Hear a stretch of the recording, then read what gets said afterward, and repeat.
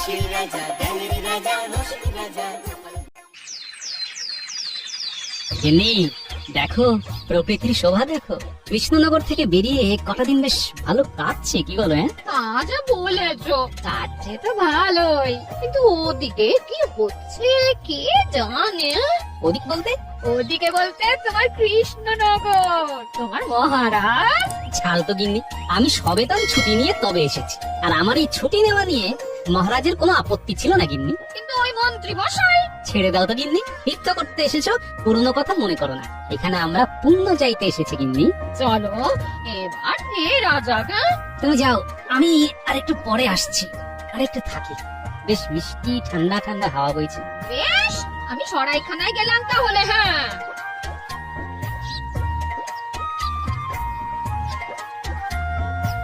মহাশয়, আপনাকে দেখে মনে হয় আপনি খুব জ্ঞানী ব্যক্তি। মনে হবার কারণ? অল্প অল্প কথা বলেন, নীরবে থাকতেই পছন্দ করেন বলে আমার মনে হয়। আপনার অনুমান যথার্থ। আসলে আমি নীরব থাকতেই বেশি পছন্দ করি। এই আপনি এত বড় ব্যক্তি, আপনাকে বলতে সাহস হয় না, তবু বলি। আহা, আপনি এত কুণ্ঠা করছেন কেন? যা বলার বলে দিন, নিঃসংকোচে বলে দিন। দয়া করে যদি আপনি আমার ঘরে আসেন, তাহলে আমি আপনাকে একটা জিনিস দেখাতে পারি, এবং আমি স্থির নিশ্চিত যে আপনি ওই জিনিসটি দেখলে খুব তৃপ্তি পাবেন। কি এমন জিনিস রে বাবা, যেটা দেখে আমি খুব তৃপ্তি পাবো? না আমাকে নিয়ে যাবার পেছনে অন্য কোনো উদ্দেশ্য আছে? যাকে দেখাই যাক। কি ভাবছেন, আপনাকে আমার বাড়ি নিয়ে যাওয়ার অন্য কোনো উদ্দেশ্য আছে কিনা? ও বাবা, এটা দেখি মনের কথা একদম গড়গড় করে বলে যাচ্ছে। হ্যাঁ, ভাবছেন তো আমি মনের কথা গড়গড় করে কিভাবে বলতে পারি? না আর কিছু ভাববো না। আমি যা ভাবছি সেটাই তো আপনি বলে দিচ্ছেন, আমি ভেবে কেন কষ্ট করি? আপনিও পারবেন। চলুন চলুন, আমার বাড়িতে চলুন, আপনাকে আমি বুঝিয়ে বলবো। আচ্ছা, আপনার বাড়ি গেলে আমাকে কি বোঝাবেন সেটা আমাকে এখনই একটু বুঝিয়ে বলুন দেখি। এই যে আমার বিদ্যের বোঝা, সেই বোঝার দিকে নামাতে চাই।